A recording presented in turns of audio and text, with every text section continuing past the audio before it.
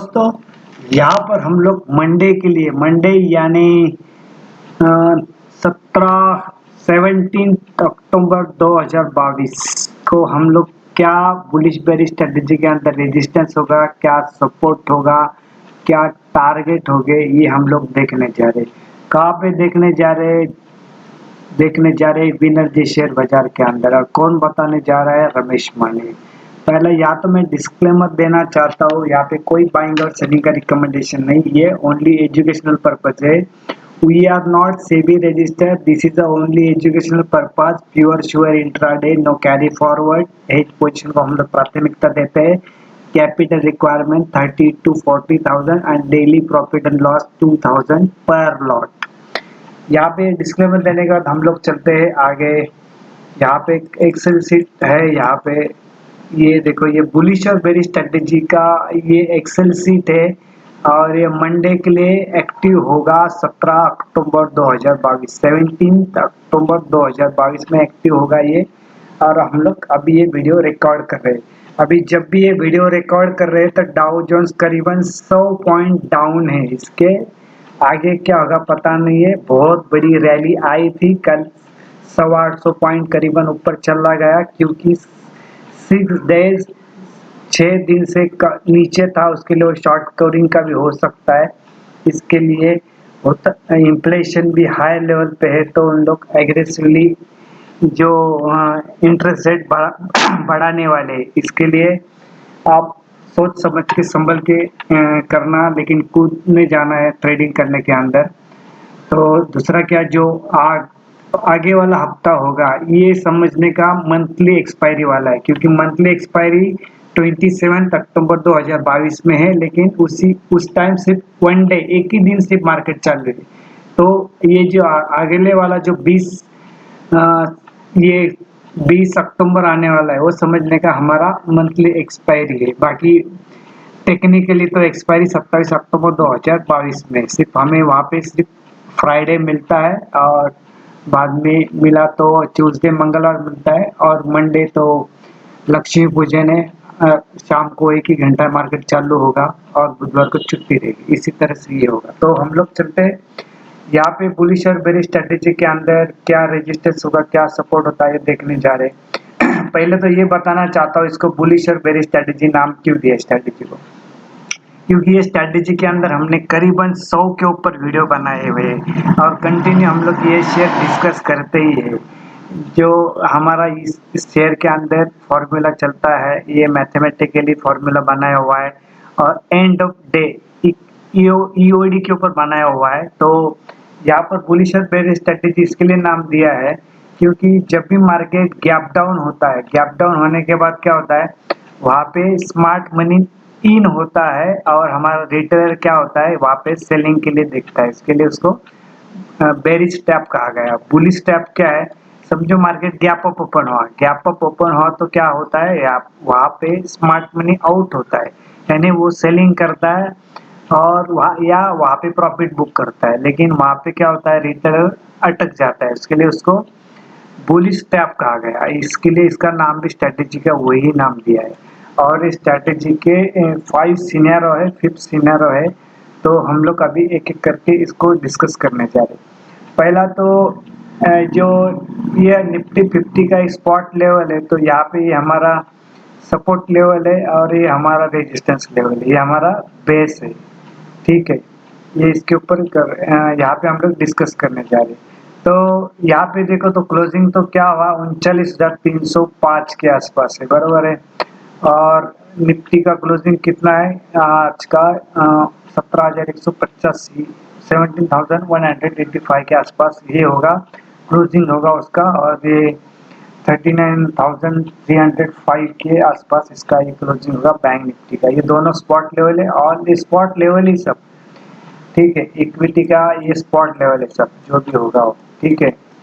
तो यहाँ पे हम लोग डिस्कस करने जा रहे हैं। समझो मार्केट गैप डाउन हुआ, गैप डाउन हुआ यानी क्या, 39,180 के पास ओपन हुआ यहाँ पर, तो हम लोग यहाँ पे इसको बाय करते हैं, ठीक है। ये हमारा बाइंग का लेवल है। समझो ये गैप डाउन होने के बाद, इसको गैप डाउन बोलते हैं हम लोग। गैप अप ओपन हुआ, समझो 440 के ऊपर, तो हम लोग यहाँ पे पहला सेल मारेंगे फिर बाय करेंगे एज पर कंडीशन। उस टाइम क्या कंडीशन होगा उसके ऊपर, अगर उसको अच्छी न्यूज़ होगी तो इसके ऊपर चला जाएगा, अगर इसको बुरी न्यूज़ होगी तो इसके नीचे जाएगा। ये हमारा फर्स्ट सिनेरियो है। सेकंड सिनेरियो क्या है, समझो ये इसके 39,180 के नीचे चलना शुरू हो गया। सेकंड सेकंड सॉरी, हाँ 39,180 और आज का जो क्लोजिंग है तो 39,305 है। उसके बीच में भी ओपन होता है तो उसको हम लोग फ्लैट ओपन बोलते हैं, वहां पर भी हम लोग बाय करते हैं। बाय क्या करना है, 39,185 टू 39,305, यानी आज का जो क्लोजिंग है और इसके बीच में ओपन होता है तो भी हम लोग बाय करने वाले, इसको हम लोग फ्लैट ओपन बोलते हैं। ये सेकंड सिनेरियो हो गया। हमारा टारगेट तो पहला यही रहेगा। थर्ड सिनेरियो क्या होगा, समझो 39,180 के नीचे चला गया तो हम लोग पीछे नहीं जाएंगे, यहाँ पे कंसोलिडेशन अगेन रिट्रेस होने देंगे।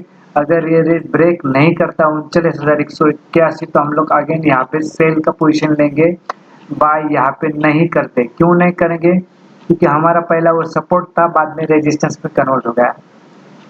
उसी तरह समझो गैप अप ओपन हुआ 39,440 के ऊपर ओपन हुआ, फिर ऊपर चला गया, हम लोग पीछे नहीं जाएंगे।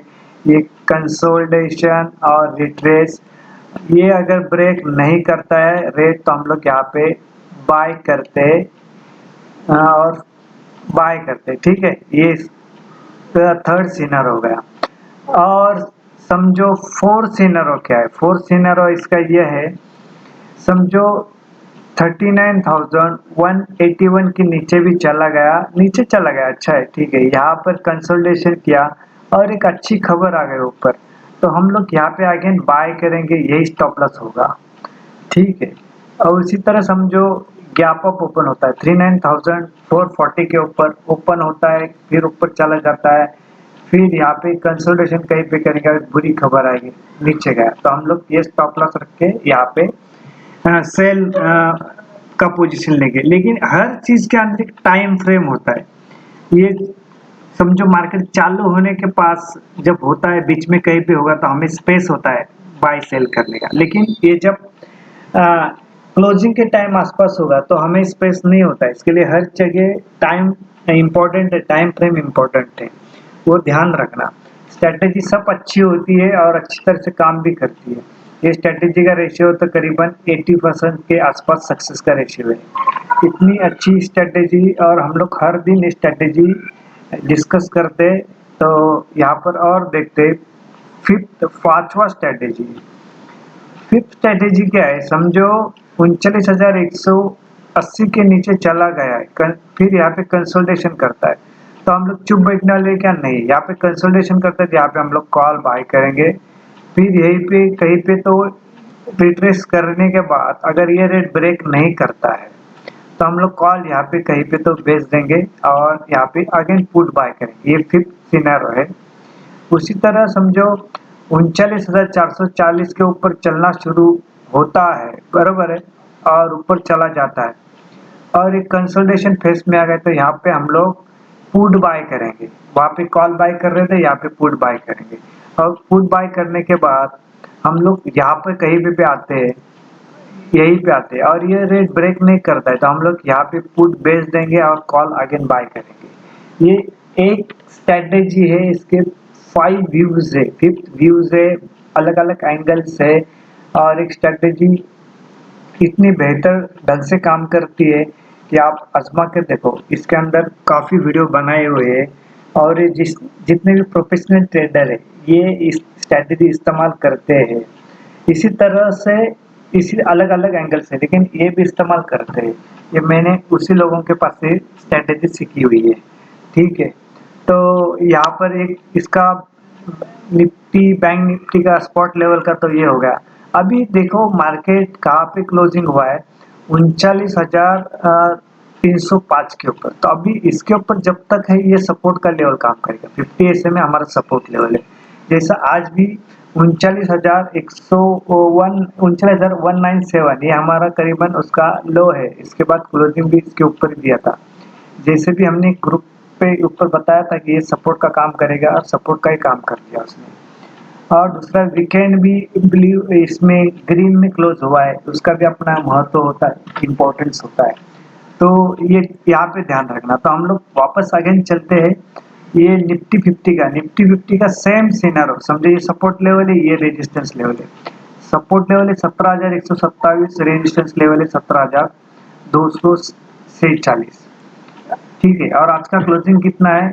17,185, वन से हाँ 17,185 उसका जो क्लोजिंग है। ठीक है, ये रेंज भी दिख रही है ना, इसे नैरो रेंज दिख रही है, बहुत बड़ी रेंज नहीं है इसके अंदर। तो कल मंडे जब ओपन होगा 17 अक्टूबर को, तो देखेंगे उसके ऊपर। तो ये सिचुएशन सब बताया, जैसा मैंने उसको बताया है निफ्टी के अंदर तो सेम है। तो यहाँ पे सिर्फ रिलायंस का बताना चाहता हूँ, रिलायंस जब तक 2540 के ऊपर क्लोज नहीं करता है तब तक ऊपर जाएगा नहीं, और टारगेट भी यही रहेगा। लेकिन और ये यहाँ पे आने के बाद ये रेजिस्टेंस का काम करेगा। करीबन आज 2380 या उसके आसपास रिलायंस का क्लोजिंग है, एग्जैक्ट देखना पड़ेगा, तो आप वो चेक कीजिए। लेकिन ये जब तक इसके ऊपर यही अभी टारगेट भी यही होनी चाहिए, इसके ऊपर जाएगा तो बड़ा रैली आएगा, अदरवाइज आएगा नहीं।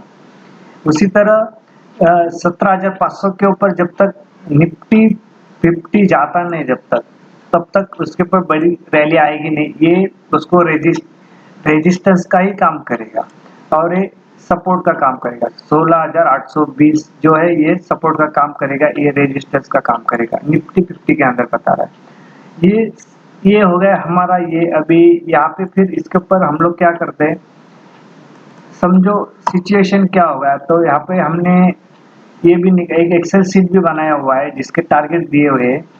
तो यहाँ पर क्या हुआ है, समझो मार्केट जब रेड होता है तो ये टारगेट आएंगे 1 2 3 4 5 6, इतने टारगेट तो नहीं आएंगे लेकिन इसके आसपास आएगा। अगर रेड होगा तो यहाँ तक आ सकता है, ठीक है।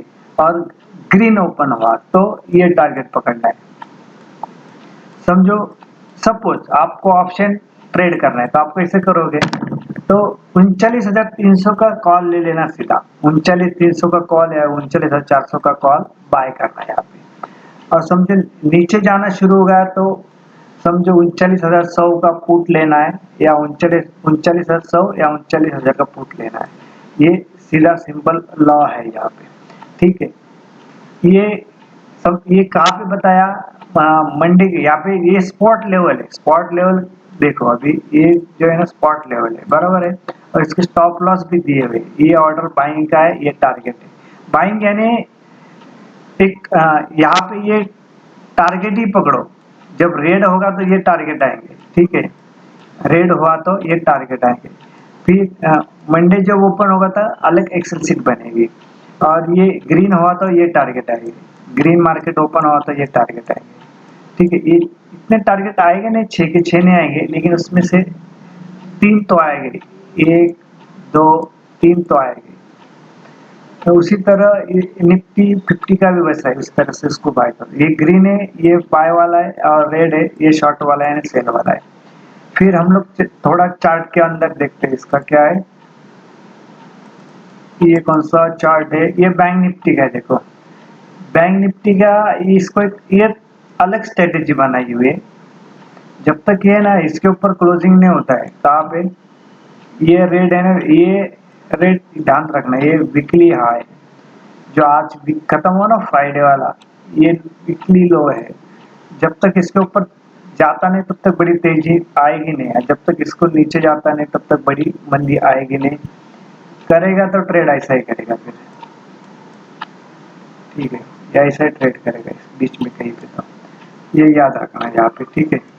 और यहाँ पे बिलो 39,250 के नीचे सेलिंग है, ये क्लोजिंग प्राइस है, और ये रेजिस्टेंस लेवल है। फिर देखते हैं हम लोग ये निफ्टी 50 वाला काम है। देखो निफ्टी 50 का ये जो ब्लू वाला लाइन डाला है, ये वीकली हाई है और ये वीकली लो है। जब तक ये ब्रेक नहीं करता तब तक मार्केट ऐसा ही चालू रहेगा, ऐसा बीच में, ऐसा कहीं पे ये रेंज में घूमता रहेगा। कहीं पे एक रेंज, कहीं पे एक साइड उसने ब्रेक करना चाहिए, तो इसके अंदर काम बनेगा, ठीक है। तो यहाँ पर हम लोग वीडियो खत्म करते हैं। ठीक है, अगेन एक डिस्क्लेमर देता हूँ कि यहाँ पे कोई बाइंग और सेलिंग का रिकमेंडेशन नहीं, ये ओनली एजुकेशनल पर्पज है। ये वीडियो आपने देखा, सुना, समझा और पसंद भी किया, इसके लिए आपका धन्यवाद। Thank you very much.